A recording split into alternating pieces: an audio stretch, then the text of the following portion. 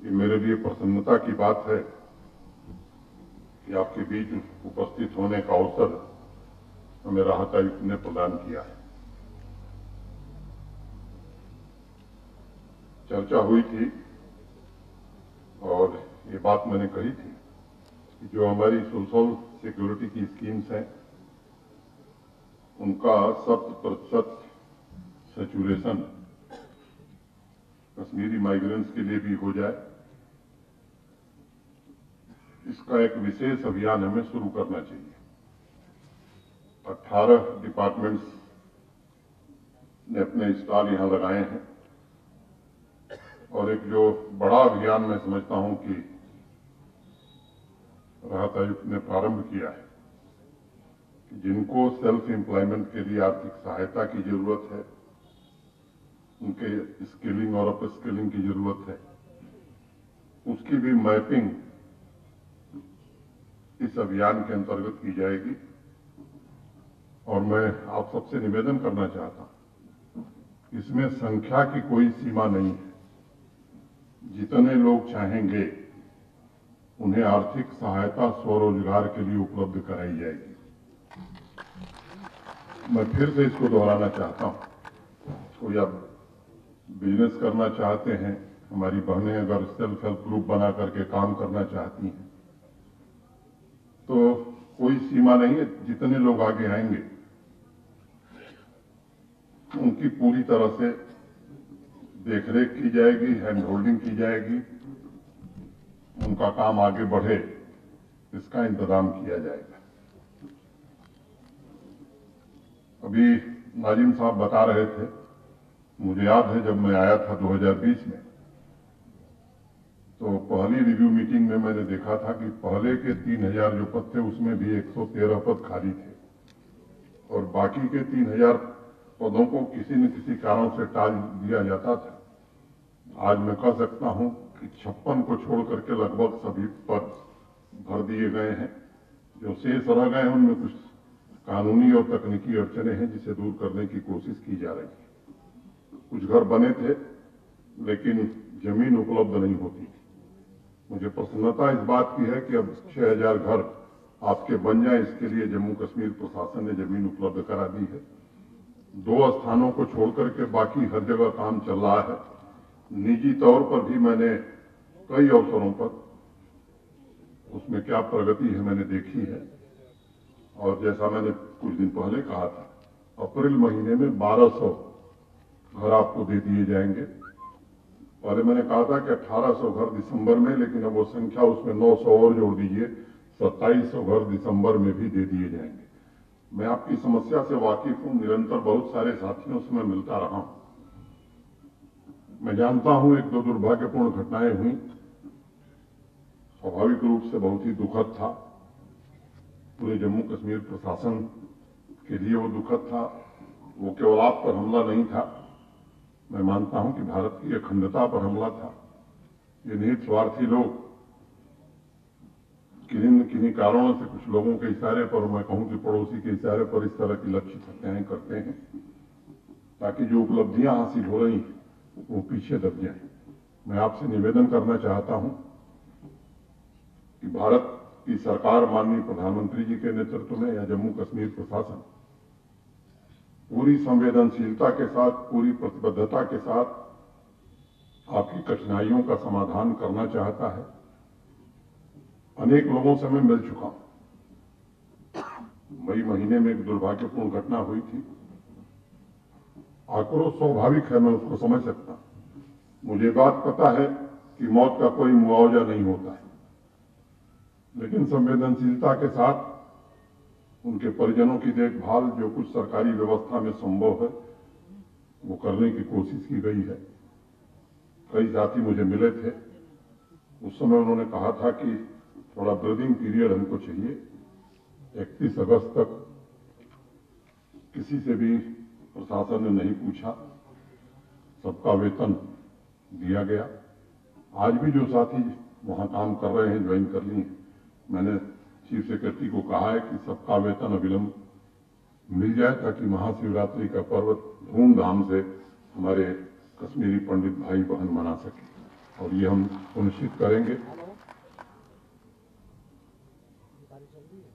एक कठिनाई आपकी थी, सुपर न्यूमररी कोटा में आपकी नियुक्ति हुई थी और इसलिए प्रमोशन एवेन्यूज नहीं थे। आपने ये विषय उठाया था। नॉन गजटेड से गजटेड को छोड़ करके सारे प्रमोशन कर दिए गए और नॉन गजटेड से गजटेड का काम भी अंतिम चरण में है। विजिलेंस क्लियरेंस आप में से कुछ साथियों को पोर्टल पर अप्लाई करना है। मैं उम्मीद करता हूं कि इसी महीने में वो भी काम पूरा हो जाएगा। एक तीसरी बात आई थी कि सुरक्षित स्थानों पर हमारी तैनाती की जाए। मैं कह सकता हूं कि लगभग 80% से ज्यादा, मोटा मोटी 85% लोग जिला केंद्रों पर तैनात किए गए हैं।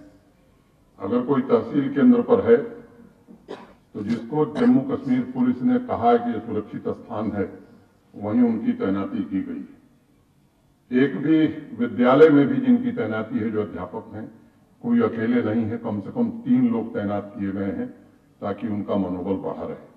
आप जिस रास्ते से जाते हैं, आपके बच्चे जहां पढ़ते हैं, आप जहां रहते हैं, व्यक्तिगत रूप से एडीजीपी कश्मीर सुरक्षा का एक चाक चौबंद इंतजाम करके उन्होंने मुझे दिखाया है।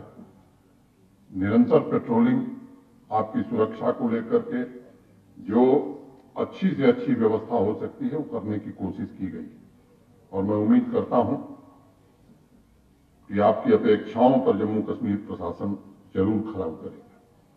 कुछ लोग हैं जो तफरी के लिए आते हैं, कुछ भी कह जाते हैं। एक अभी बयान आया है कि मैंने कहा था, कुछ लोग मिलने आए थे कि भीख मत मांगो, ये भिखारी लोग हैं। मैं पूरी जिम्मेदारी से इसका खंडन करता हूं। कश्मीरी पंडित नहीं, किसी के लिए यह शब्द मैंने जीवन में अभी तक नहीं इस्तेमाल किया है और मैं जोर दे करके कहना चाहता हूं कि इस तरह की गैर जिम्मेदाराना बात जो लोग करते हैं, मुझे लगता है कि उन्हें एहसास नहीं है कि वो बात क्या करें। और मैं आपसे कहना चाहता हूं कि पूरा प्रशासन संवेदनशीलता के साथ आपकी समस्याओं के समाधान के लिए प्रतिबद्ध है और ये समस्याओं से अलग जम्मू कश्मीर में खास तौर से प्रशासन की ये मान्यता है कि जिसको सबसे ज्यादा जरूरत है, उसकी सबसे ज्यादा सहायता प्रशासन को करनी चाहिए। समाज में जो किन्हीं कारणों से वंचित रह गए, पीछे रह गए, किन्हीं परिस्थितियों के कारण जिन्हें तबाह होना पड़ा, ऐसे लोगों को अधिक से अधिक प्रशासनिक सहायता देकर उन्हें भी मुख्य धारा में जोड़ना, ये हमारे प्रशासन की सर्वोच्च प्राथमिकता है। आज मैं केवल आपकी बात कर रहा हूं। मैंने राहत आयुक्त को कहा है कि इसी तरह का कैंप आने वाले दिनों में पीओजेके से जो हमारे भाई बहन आए हैं, उनके लिए भी हम करेंगे और उनको भी पूरी तरह से सभी सोशल सिक्योरिटी की स्कीम्स, स्वरोजगार, बाकी चीजों, स्किलिंग, उन्हें भी सैचुरेट करने का काम आने वाले दिनों में इस कैंप के बाद हम करने वाले हैं। मैं आप सबसे निवेदन करना चाहता हूं कि जिसको भी कोई दिक्कत है, मेरा दरवाजा 24 घंटे खुला हुआ है। कुछ लोग हैं जिन्हें कोई काम नहीं, स्थिति को बिगाड़ने के लिए कुछ न कुछ बयान दे देते हैं, जो कभी नहीं हो सकता उसका भी आश्वासन देते हैं। मैं उसमें का नहीं हूं। मैं जो आज यहां कह रहा हूं, ये वही व्यक्तिगत रूप से आप मिलेंगे तो भी कहूंगा और मैं आपको भरोसा देता हूं कि आपकी समस्याओं का भी समाधान होगा। आप सुरक्षित रहें, आपका परिवार, आपके बच्चे सुरक्षित रहें और समृद्ध जम्मू कश्मीर में जो आपका योगदान पहले था, आने वाले दिनों में भी उस तरह के शिखर पर आप पहुंच करके जम्मू कश्मीर में योगदान दे सकें। ऐसी स्थिति का निर्माण हम करना चाहते हैं। कानून पहले भी था, कार्रवाई नहीं होती थी। अभी बताया नादिम साहब ने, 8000 से ज्यादा लोगों ने पोर्टल पर शिकायत की थी।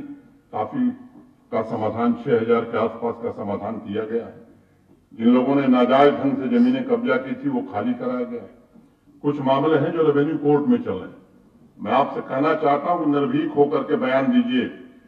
किसी भी सबसे पावरफुल व्यक्ति के पास भी जमीन होगी तो निश्चित रूप से वो खाली कराई जाएगी, चाहे वो कोई हो। आपकी जमीन अगर गैर वाजिब दाम में बिकी है तो उसका भी इंतजाम किया जाएगा। इसलिए मैं आप सभी से विनम्रतापूर्वक ये बात कहना चाहता हूं। कुछ लोग भ्रम फैलाने की कोशिश करें, उनके जिम्मे कोई काम नहीं। मैं आ रहा था बाहर, कुछ साथी सेव माई लाइफ का प्ले कार्ड लेकर के खड़े, मैं उनसे भी मिलूंगा। उनसे भी मैं कहना चाहता हूं कि आपकी जिंदगी भारत सरकार के किसी भी नागरिक की जिंदगी से कम महत्वपूर्ण नहीं है।